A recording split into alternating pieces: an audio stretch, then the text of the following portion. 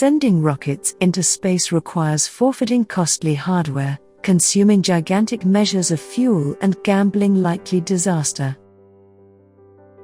So in the space race of the 21st century, a few architects are forsaking rockets for something considerably more thrilling: lifts. In any case, utilizing a decent design to send more modest payloads of space travelers and gear into space would be more secure, simpler, and less expensive than traditional rockets on a SpaceX Falcon 9 rocket. Each kilogram of cargo costs generally $7,500 to convey into space. Space lifts are projected to decrease that expense by 95%. Scientists have been examining this thought starting around 1895. They envisioned a construction large number of kilometers tall. However, even after a century, no realized material is sufficiently able to help such a structure. Luckily, the laws of physical science offer a promising elective plan. Imagine bouncing on a quick-turning merry-go-round while holding a rope connected to a stone. However long the merry-go-round continues to turn, the stone and rope will stay level, kept on high by outward power. Assuming you're holding the rope, you'll feel this evident inertial speed increase pulling the stone away from the focal point of the pivoting merry-go-round. Now, assuming we supplant the merry-go-round with Earth, the rope with a long tie and the stone with a stabilizer. We have recently imagined the advanced space lift, a link maneuvered into space by the physical science of our turning planet. For everything to fall into place, the stabilizer should be far enough away that the diffusive power created by the Earth's twist is more noteworthy than the planet's gravitational draw.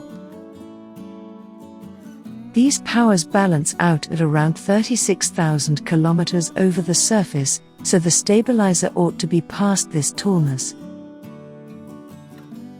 Objects at this particular distance are in geostationary circle, which means they rotate around Earth at a similar rate the planet turns, subsequently seeming still in the sky.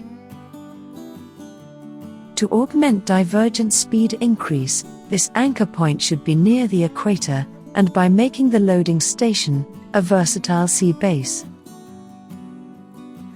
The whole framework could be moved voluntarily, permitting it to move around outrageous climate and dodge flotsam and jetsam and satellites in space.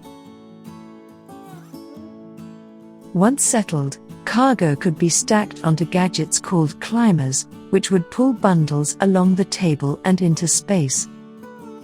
Current plans state that it would require around 8 days to lift an item into geostationary circle, and with legitimate radiation protecting, people could hypothetically take the ride, as well. So what's preventing us from building this gigantic design? For a certain something, a development mishap could be calamitous, yet the primary issue lies in the actual link. As well as supporting a huge measure of weight, the cable's material would need to be sufficiently able to endure the counterweight's force.